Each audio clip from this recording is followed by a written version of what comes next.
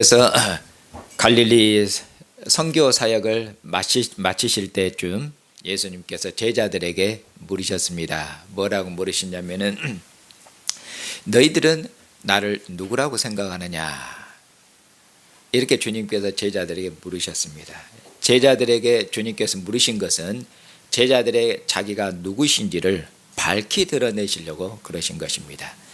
제자들에게 물으심을 통해서 예수님께서는 자신이 하나님께서 이전에 선지자들을 통해서 이스라엘에게 약속하신 종말의 이스라엘의 왕, 종말의 이스라엘과 이방인을 구원할 그런 구주인 것을, 곧 그리스도인 것을, 메시아이신 것을 그렇게 제자들에게 밝히 그처럼 드러내셨습니다.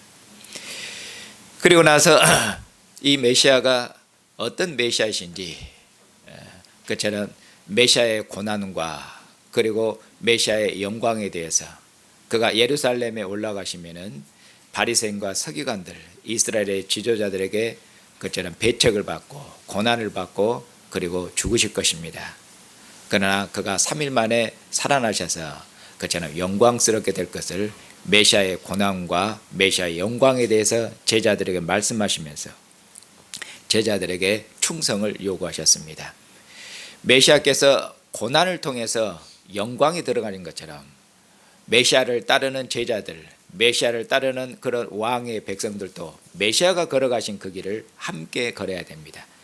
메시아가 십자가를 통해서 그처럼 영광을 얻으신 것처럼 메시아를 따르는 왕, 그의 모든 백성들도 그처럼 자기의 십자가를 지고 자기의 십자가를 지고 메시아의 고난에 함께 참여하고 메시아가 받은 고난을 함께 받음을 통해서 메시아의 그처럼 영광에 들어갈 것입니다. 그래서 주님께서 제자들에게 충성을 요구하셨습니다. 그리고 나서 제자들의 충성을 말씀하시면서 아울러 경고하셨습니다. 자기의 목숨을 위해서 그처럼 메시아에게 왕 대신 메시아에게 충성을 다하지 않냐고 자기 목숨을 사랑해서 주님을 부인하거나 고난을 회피하거나 그러면은 주님께서 천사들과 함께 영광 중에 오실 때 주님께서 주님을 부끄러워하고 고난 때문에 주님을 부인한 그런 자들 천사들과 함께 왔을 때 아버지 앞에서 그처럼 주님도 그들을 부인할 것이라고 그들을 부끄러워할 것이라고 그렇게 주님께서 말씀하셨습니다. 그리고 마지막으로 덧붙여서 주님께서 격려하시기를 여기 서 있는 제자들 중에 죽기 전에 하나님의 나라가 임할 것을 볼 자들도 하나님 나라가 임하는 것을 볼 자들도 있노라고 그렇게 주님이 말씀하시면서 그처럼 제자들을 격려하셨습니다. 오늘은 예수님께 여기 보니까 이 말씀을 하시고 나서 8일 28절 보세요. 이 말씀을 하신 후에 8일쯤 되셔서 이렇게 말씀하고 있죠. 그래서 예수님께서 이처럼 제자들에게 하나님 나라가 임하는 것을 볼 자가 있노라 그렇게 말씀하시고 나서 이제 8일쯤 되셔서 예수님께서 새 제자들을 이끌고 산으로 가셔서 거기서 하나님 나라가 영광 중에 임하는 것을 그처럼 제자들에게 미리 그처럼 제자들에게 보여주시는 그런 장면입니다. 하나님 나라가 임하는 것, 여기 어떤 하나님의 나라입니까? 하나님 나라가 임하는데 메시아를 통한 하나님 나라가 임하는데 제자들이 본 그런 하나님의 나라는 영광 가운데 임하는 하나님의 나라입니다. 영광 가운데 임하는 하나님의 나라. 그 영광 가운데 임하는 하나님의 나라는 그 하나님 나라 왕이 영광스럽게 됨으로 하나님의 나라가 영광스럽게 임하는 것입니다. 왕의 영광이 그 나라의 영광이기 때문에 그렇습니다. 그러니까 왕이 영광스럽게 되면은 하나님의 나라도 영광스럽게 되는 것입니다. 그러면 예수님이 언제 영광스럽게 됩니까? 실은 예수님의 부활을 통해서 예수님이 영광을 얻으시죠. 예수님이 부활하시고 승천하시면은 그가 하나님의 나라, 하늘에 속한 하나님의 나라를 얻습니다. 그가 부활하시면은 다시는 죽음이 손댈 수 없는 그런 죽음을 이긴 하늘의 영광으로 그가 덧입혀지시며, 그리고 죽음을 이긴 영광스러운 하나님의 나라를 아들이 하늘 보좌에 승천하셔서 상속할 겁니다. 이것이 아들의 영광입니다. 그리고 그가 얻으신 영광은 예수님께서 재림하실 때 온 우주에 온 세상에 충만하게 그처럼 드러날 것입니다. 왕이 재림하실 때 하나님으로부터 받은 그 영광이 온 우주에 온 세상에 충만하게 드러날 것인데, 이처럼 예수님의 부활에서 그리고 그의 재림에서 충만하게 나타날 하나님 나라의 영광, 왕의 영광, 그 영광을 여기서 제자들에게, 특별히 새 제자들에게 지금 주님께서 산에 올라가셔서 새 제자들에게 보여주시는 그런 장면입니다. 왜 특별히 새 제자면은, 이 새 제자들은 예수님께서 승천하신 후에 땅에 하나님의 나라 교회를 설립하는 데 있어서 아주 중요한 역할을 담당하는 제자들이 이 세 명의 제자이기 때문에 그렇습니다. 제자들 중에서도 특별히 이 세자들이 중추적인 핵심적인 역할을 하기 때문에 주님께서 새 제자들 데리고 그처럼 가셔서 주님의 영광을 보여주셔서 제자들을 격려하시고 제자들의 힘을 북돋고 있는 그러시는 장면입니다. 그런데 여기 보니까 주님께서 제자들을 데리고 산에 가셨는데, 여기 보니까 8일쯤 되어 가셨다고 말씀하고 있습니다. 여기서 8일쯤 되어 가신 것도 굉장히 의미가 있으며 깊은 뜻을 그처럼 담고 있습니다. 왜냐하면 성경에서 8일 했을 때는 옛것을 완성하고 옛것을 끝내는 새로운 날로서 8일, 새로운 시대, 새로운 창조를 도입하는 그런 의미로서 8일 그렇습니다. 예수님께서 부활하신 것도 며칠째 부활하셨습니까? 예수님께서 부활하신 것도 8일째 되는 날 부활하셨습니다. 안식 후 첫날 8일째 예수님이 부활하시죠. 그래서 예수님께서 8일째 부활하심을 통해서 안식일을 완성하심을 통해서 완식일을 끝내고 새로운 날, 새로운 시대, 새로운 창조를 가져오신 날이죠. 그러므로 옛것을 끝내고 옛것을 완성하고는 그런 새로운 날, 새로운 시대, 새로운 창조를 가져오는 날입니다. 그러므로 예수님께서 8일째 이날 예수님의 부활을 통해서 하나님의 나라가 영광스럽게 임하는데, 예수님의 부활을 통해서 얻으실 그 영광스러운 주님의 영광을 제자들에게 산에 오르셔서 지금 보여주시고 계시는 그런 장면입니다. 그래서 제자들과 함께 올라가셔서, 주님께서 제자들과 함께 올라가셔서 그리고 산에서 주님께서 기도하셨습니다. 주님께서 기도하셨는데 주님께서 기도하신 내용은 나오질 않죠. 그럼 주님께서 무엇을 기도하셨겠습니까? 주님께서 이거 기도하신데 기도하신 내용은 안 나옵니다만 주님께서 무엇을 기도하셨겠습니까? 그것은 여기 상황을 보시면은 주님께서 제자들 데리고 왜 산에 가셨습니까? 자신의 영광을 보여주시려고, 하나님의 나라를 볼 자들도 있느니라, 하나님의 나라가 영광 중에 임할 것을 볼 자들도 있느니라. 하나님 나라가 영광 중에 임하는 것, 왕의 영광을 보여주시려고 지금 주님께서 제자들 데리고 산에 올라가셨지 않습니까? 그러면은 주님께서 하나님께 무엇을 기도드렸겠습니까? 제자들로 하여금 하나님께서 제게 주신, 장차 제게 주실 그 말이죠. 아들의 부활을 통해서 하나님이 장차 주실 그 하나님의 영광을 제자들로 하여금 보게 하여 주시옵소서. 그것이 당연히 주님이 그렇게 기도드렸지 않겠습니까? 아버지께서 아들에게 주실 그 영광을 저의 제자들에게 보여주시옵소서. 주님이 그렇게 기도하셨고, 주님이 기도하시자마자 어떻게 보면 여기 보니까 기도하실 때 하나님이 즉각적으로 응답하셔서 기도하실 때 그의 용모가 변화되고 기도에 응답하신 것처럼 그렇게 되어 있죠. 그게 주님이 기도하시니까 기도하실 때 그렇게 됩니다. 기도하실 때 예수님의 얼굴이 변화됩니다. 예수님의 얼굴이 다른 복음에서 해처럼 빛났다고 그렇게 말씀하고, 그리고 예수님의 옷이 하얘졌는데 아주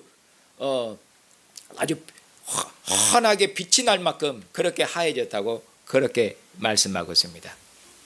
이것은 하나님의 영광으로 예수님의 얼굴과 예수님의 옷이 하나님의 영광으로 그처럼 온전해지고 하나님의 영광으로 충만해진 것을 그렇게 말씀하고 있는 것입니다. 성경에서 하얀색은 예수님의 옷이 왜 하얗게 됐냐면은 성경에서 하얀색은 하늘의 색이며 하나님의 영광을 덧입는 색입니다. 그래서 하늘로부터 천사가 내려올 때 무슨 옷을 입냐면은 하늘로부터 내려온 천사는 흰 옷입니다. 하늘로부터 내려온 천사는 흰 옷인데 하나님으로부터 보내버렸는데 하나님의 영광을 입고 천사가 땅에 내려옵니다. 그 하나님의 영광을 입고 있는데 그 옷이 아주 눈보다 더 희게 빛나죠. 하나님의 영광으로 덧입혀져 있게 됩니다. 하나님께서 아들을 영광스럽게 하고 있고 그의 얼굴도 해처럼 이처럼 빛나서 하나님의 충만한 영광으로 하나님께서 아들을 그처럼 영광스럽게 그처럼 하고 계시는 것입니다. 그런데 그때 하나님께서 아들처럼 영광스럽게 할 때 그때 갑자기 두 사람이 나타나서 예수님하고 이야기합니다. 그런데 갑자기 나타난 두 사람 누구냐면은 여기 보니까 모세와 엘리야라고 그렇게 말씀하고 있습니다. 그러면은 왜 모세와 엘리야가 하필이면은 모세와 엘리야가 예수님에게 이처럼 나타났는가? 그런 얘기죠. 그리고 모세와 엘리야가 나타나서 예수님하고 이야기하시는데 예수님하고 무슨 얘기를 하시는가? 거기 보면은 뒤에 이야기를 하고 있습니다. 이야기의 내용에 대해서 말씀해 주고 있죠. 31절에 영광 중에 나타나서 장차 예수께서 예루살렘에서 별세하실 것을 말할세. 모세와 엘리야가 나타나서 예수님과 이야기하기를 예루살렘에서 예수님께서 별세하실 것을 그처럼 이야기했다고 말씀하고 있습니다. 그런데 여기 우리말 성경은 어떤 의미로 원어 성경에 있는 그 말씀을 지금 빠뜨리고 있고 약간 번역이 조금 애매하게 되어 있습니다. 애매하기보다는 너무 협소하게 번역이 되어 있습니다. 원어 성경은 어떻게 되냐면은 장차 예수님께서 예루살렘에서 성취하실, 예루살렘에서 이루실 그 의미가 원문에 있는데 성경 원문에 있는데 이 말씀이 지금 빠져 있습니다. 예수님께서 원문에는 예수님께서 예루살렘에서 이루신다는 것입니다. 하나님의 뜻을 이루십니다. 하나님의 뜻을 이루시고 여기서 별세하니까 그냥 죽는다는 의미로 됐는데 그리고 죽는다는 의미다는 어떤 의미로 되어 있냐면 여기 보면은 엑소더스로 되어 있습니다. 떠나가시는 것으로 되어 있습니다. 하나님의 모든 뜻을 예루살렘에서 이루시고 예루살렘에서 떠나가실 겁니다. 그러니까 어떤 의미로 여기서 별세 우리말로 했지만 성경의 원의 의미는 훨씬 넓습니다. 예루살렘에서 고난받으시고 예루살렘에서 부활하시고 예루살렘에서 승천하심을 통해서 하나님 아버지의 모든 뜻을 이루신 분이로 이렇게 폭넓게 쓰고 있습니다. 그런데 여기 보니까 모세와 엘리야가 나타났는데 왜 모세와 엘리야인가? 그런 의미죠. 왜 모세와 엘리야가 나타나면은 이 모세와 엘리야가 구약 시대를 대표합니다.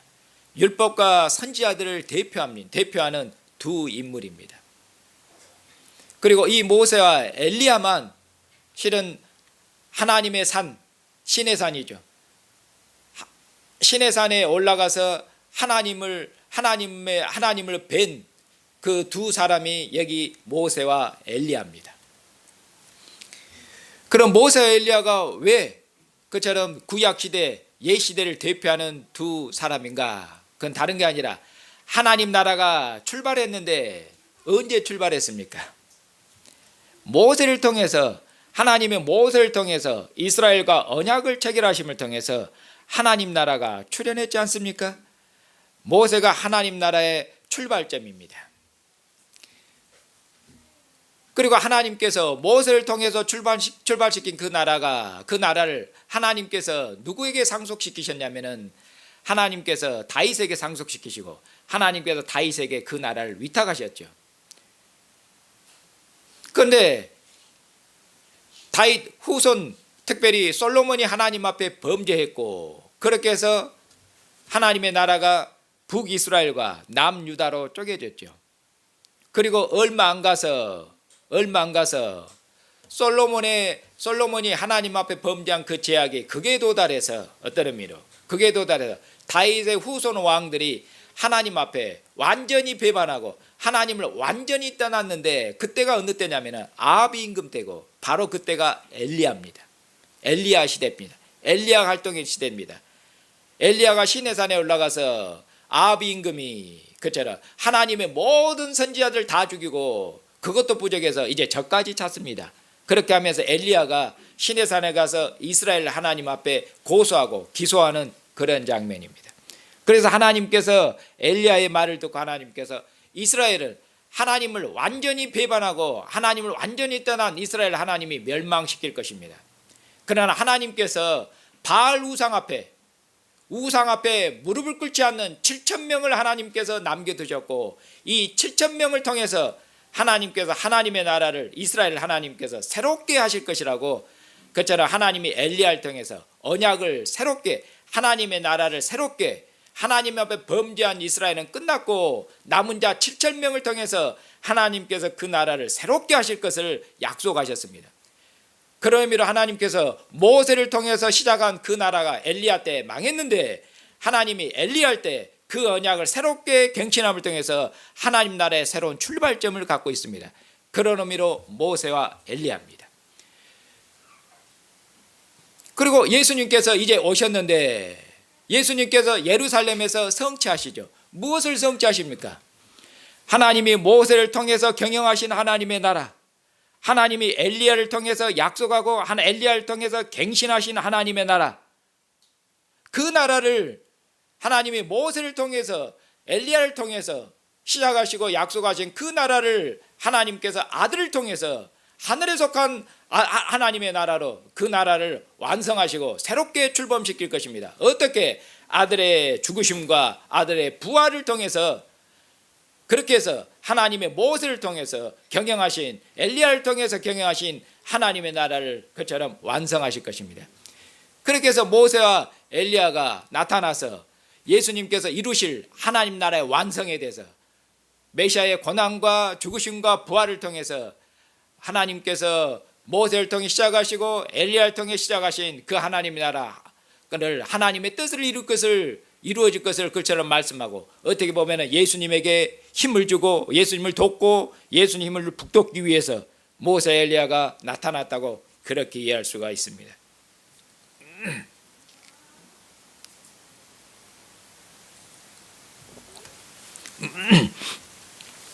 그리고 이처럼 모세 엘리야가 나타나서 예수님과 함께 돼야 할 때 베드로와 다른 제자들이 깊이 졸다가 왜 졸았는지는 여기 보면 알 수가 없습니다. 예수님이 산에 기도하러 올라가셨는데 아마 성경을 해석하는 주석가들이 아마 밤이었다고 그렇게 이해하는 분들이 많습니다. 그러니까 밤에 기도하는데 밤이 깊어서 제자들이 졸았던지 아니면은 피곤해서 졸았던지 그건 알 수 없습니다. 하여튼 제자들이 깊이 졸다가 베드로와 다른 제자들이 깊이 졸다가 이제 깨었는데 깨어나 보니까 모세 엘리야가 그리고 예수님의 얼굴이 해처럼 빛난 것 그처럼 것을 보았습니다. 그리고는 베드로가 제자들 대표해서 베드로가 그 장면이 너무 좋았던지 그 장면이 너무 황홀했던지 예수님의 말씀하기를 예수님 여기가 좋습니다. 너무너무 좋습니다. 예수님.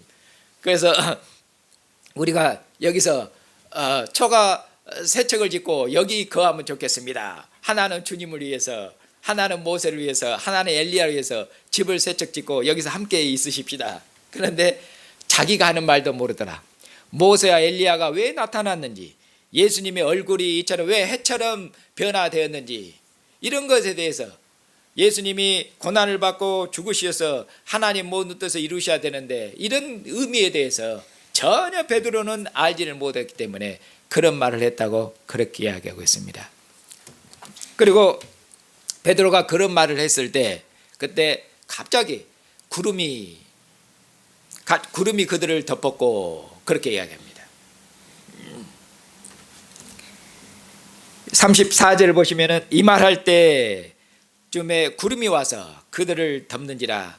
구름 속으로 들어갈 때 그들이 무서워하더니 구름 속에서 소리가 나서 구름 구름 구름 3번을 반복하였습니다. 구름은 구약에서 하나님의 임재, 하나님의 영광을 뜻합니다. 하나님이 시내산에서 하나님이 강림하실 때 하나님이 빽빽한 구름 가운데서, 그리고 빛 가운데서, 구름 가운데서 그렇게 말씀하셨죠. 그리고 하나님께서 광야에서 이스라엘 백성과 함께 하실 때 무엇으로 함께 하셨고 어떻게 하나님이 광야에서 이스라엘 백성을 인도하셨습니까? 하나님께서 구름 기둥으로, 밤에는 불 기둥으로, 불과 구름, 그것이 하나님께서 이스라엘 백성과 함께 하시는 하나님의 임재의 표며 하나님의 영광의 그런 표입니다. 그러니 구름이 그들을 덮은 것은 하나님이 임재하신 것입니다. 하나님이 임하셨죠. 그리고 구름 속에서 하나님께서 제자들에게 말씀하셨습니다. 뭐라고 말씀하셨습니까? 이는 예수님을 가리켜서 하는 말씀이죠. 예수는 나의 아들이며 곧 택함을 받은 자니 너희는 저의 말을 들으라. 그렇게 하나님께서 친히 말씀하셨습니다. 여기서 나의 아들이라는 말과 택함을 받은 자라는 의미는 같은 의미죠. 하나님께서 예수님을 택하셨습니다. 성령으로 기름 부으시고 성령으로 구별하셨죠. 그를 무엇으로 택하셨습니까? 하나님 나라의 왕으로 택하셨죠. 구약시대에 수많은 하나님 나라 왕들, 이스라엘의 수많은 왕들 중에 한 사람으로서, 한 사람의 왕으로 택한 게 아니라 이가 하나님 나라의 마지막 왕이시며 이가 마지막 때 종말의 왕이시며 이가 곧 이스라엘과 온 열국을, 온 열방을 구원할 그처럼 하나님께서 종말의 하나님으로부터 세우심을 입고 종말의 택함을 입은 자, 그런 하나님 나라의 왕이십니다. 그러니 내가 친히 택한 종말의 하나님 나라의 왕이니 너희들은 그의 말을 들으라고 하나님이 친히 제자들에게 말씀하시고 친히 예수님께서 하나님이 택하신 종말의 하나님 나라의 왕이신 걸 하나님이 친히 증거하셨습니다. 친히 증거해서 제자들로 하여금 그처럼 믿도록 그렇게 하신 것이죠. 하나님께서 이처럼 구름 가운데서 영광 가운데 나타나셔서 제자들에게 친히 말씀해서 제자들은 너무너무 무섭고 너무너무 두려웠죠. 그리고 너무너무 큰 충격을 받았는지 여기 보니까 제자들이 잠잠하고 입을 다물고 너무너무 놀라고 충격을 받아서 입을 다물고, 그리고는 얼마 동안은 그때는 말을 전혀 누구에게 말을 하지를 못했다고 그렇게 이야기하고 있습니다. 사랑하는 형제 자매님, 이처럼 예수님께서는 하나님께서 여기 변화산에서 친히 증거하신 것처럼, 그리고 예수님께서 세례 받으시고 기도하실 때 하늘이 열리고 하나님의 음성이 예수님이 임하신 것처럼, 하나님이 친히 증거하신 것처럼, 이처럼 예수님은 하나님께서 세우신 하나님의 택함을 받으신 하나님 나라의 왕이십니다. 하나님께서 이 왕을 통해서, 이 아들을 통해서 하나님께서 하나님 앞에 범죄한 이스라엘, 하나님 앞에 범죄한 유대인들, 그리고 여전히 죄와 어둠의 권세 아래 있는 이방인들, 하나님께서 이 아들을 통해서 하나님께서 구원하실 것입니다. 하나님께서 이 아들을 통해서 구원하시는데, 하나님께서 그냥 구원하신 것이 아니라 하나님께서 이 아들을 하나님 나라 왕으로 세웠는데, 이 왕을 통해서 하나님께서 하나님이 이 왕을 통해서 구원하시는데, 이 왕의 그처럼 고난을 통해서, 이 왕의 순종을 통해서 하나님께서 유대인과 이방인을 구원하십니다.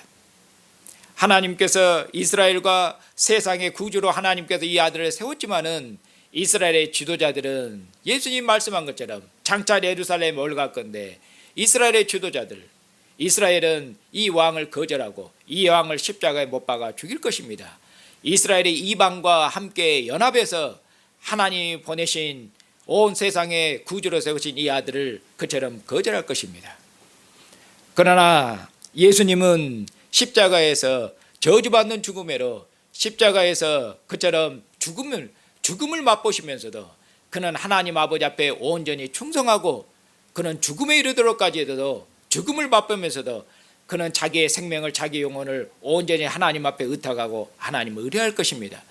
그는 죽음에 이르도록까지 하나님 앞에 온전히 순종하고 하나님 앞에 온전히 그처럼 온전히 믿음을 발휘함을 통해서 하나님은 죽기까지 순종하신 이 아들 안에서 하나님께서 하나님 앞에 범죄한 하나님께서 하나님의 아들을 범죄한 세상에 보내셨습니다. 하나님 나라 왕으로 세우신 이분은 하나님 앞에 죄를 지은 적이 없습니다. 그가 고난을 받고 그가 채찍을 맞고 그가 십자가에 죽으신 것은 자기 죄 때문이 아니라 자기 허물 때문이 아니라 자기 잘못 때문이 아니라 범죄한 자기 백성의 허물과 죄 때문이라고 그렇게 말씀하고 있습니다. 하나님께서는 범죄한 자기 백성, 범죄한 이방인들을 하나님께서 하나님의 아들, 범죄한 백성의 왕으로 하나님께서 아들을 보내셨고 이 아들은 그처럼 십자가에 죽기까지 순종하신 그 순종을 통해서 하나님께서 아들의 죽으심을 통해서 하나님 앞에 범죄한 세상의 죄를 끝내셨습니다.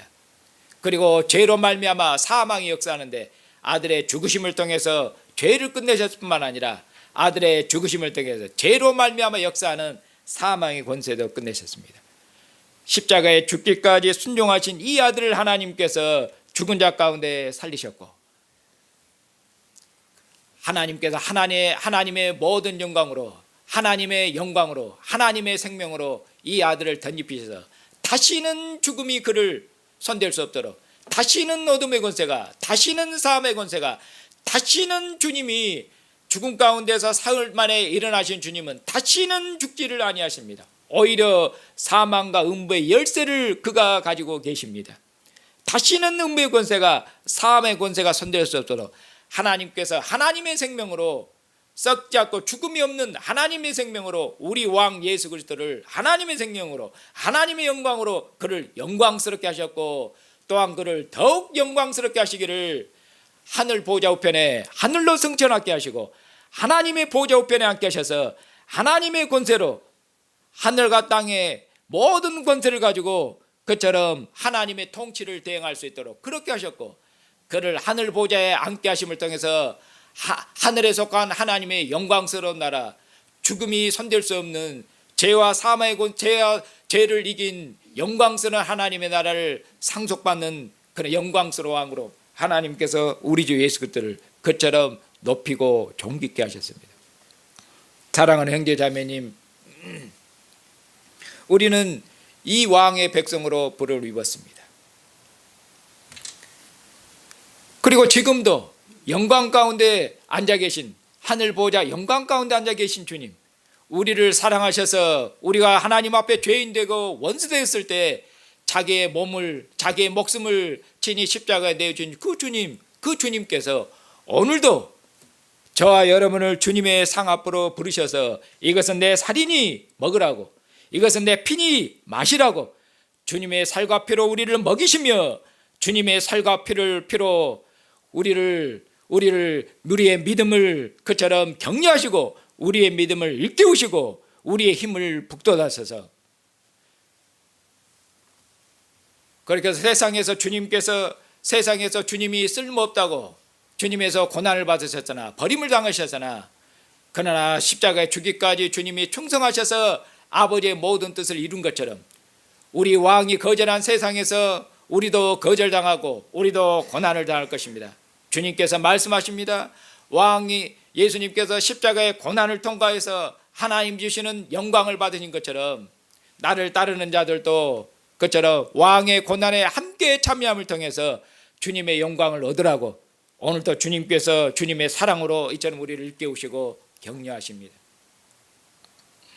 그러니 이 주님의 사랑으로 이 주님의 위로의 말씀, 격려의 말씀으로 여러분들이 마음을 굳세게 하시고 그리고 힘을 얻으시고 믿음을 굳세게 하셔서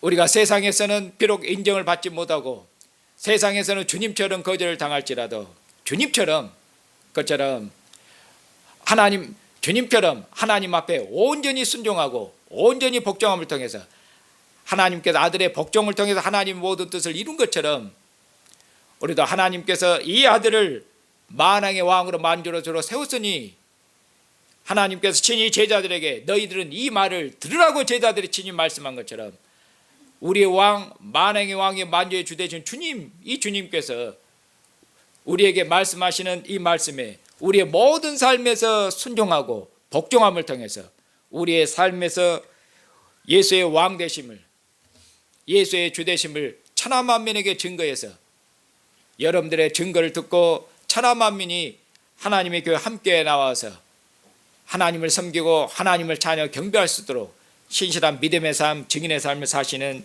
형제와 자매들이 되시기를 바랍니다.